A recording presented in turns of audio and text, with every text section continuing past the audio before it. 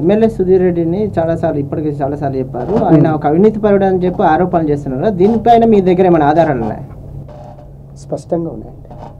అతను 2004 ముందు కార్పొరేటర్గా టికెట్ సంపాదించుకోనికి అప్పట్లో కేవీపీ రామచంద్రారావు గారు, వైఎస్ రాజశేఖర రెడ్డి గారు, పుంజాల సుధీర్ కుమార్ మా బాస్, నేను గొప్ప చెప్పుకుంటా, నేను ఈరోజు భారతీయ జనతా పార్టీలో ఉన్నప్పటికీ దివంగత నాయకుడు పుంజాల సుధీర్ కుమార్ గారు మా గురువు.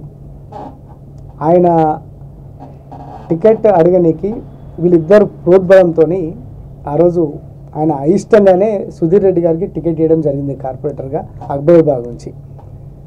ఇచ్చిన తర్వాత నిల్లండి అసలు నిజంగా ఆస్తుల పరంగా సుధీర్ రెడ్డి గారికి ఏమాత్రం అసలు నిజంగా మీకు చెప్తే నమ్మరు, ఒక కారు మెయింటైన్ చేయలేని స్థితిలో ఉండే. కేవలం అతనికి ఏదో మీ ఇప్పుడు సిటీ కేబుల్ ఉన్నది, ఇప్పుడు మీది V3 ఛానల్ ఉంది, ఆయన సిటీ కేబుల్ ఇవన్నీ కూడా ఒక కేబుల్ ఇన్ఛార్జ్ ఉండి మూసీ నది పరివాహక ప్రాంతంలో తన డివిజన్ పరిధిలో పత్తాల క్లబ్బులు, పేకాట క్లబ్బులు ఆడించిన వ్యక్తి. నిజంగా ఇంకొక మాట చెప్పాలంటే పూటకు తిండి లేనోడు. 2004లో వైఎస్ఆర్ ముఖ్యమంత్రి అయిన తర్వాత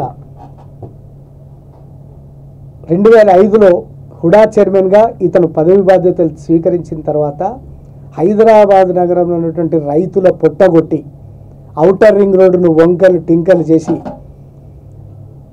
ఆ రోజు నుంచి తన అవినీతి సామ్రాజ్యం మొదలు పెడితే ఈరోజు వరకు 20,000 కోట్ల రూపాయలు సంపాదించిన మొట్టమొదటి హైదరాబాద్ నగరంలో అవినీతి ఘన చరిత్ర ఉన్న శాసనసభ్యుడు సుధీర్ రెడ్డి గారు. ఇందులో ఏమాత్రం సందేహం లేదు. నేను ఇవన్నీ చెప్పినా కూడా వాస్తవము.